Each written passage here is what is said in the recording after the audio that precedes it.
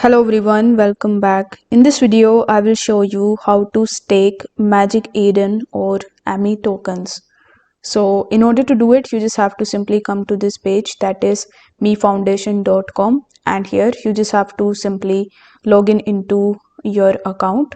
Over here, you just have to first link your wallet with it. So click on the link wallet option, and from here you just have to simply connect your Magic Eden wallet with it.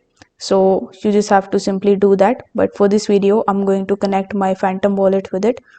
So you just have to simply select the wallet that you want to connect and click on the confirm option. Now once this step is done, in the top section you will be able to see the stake AMI token option.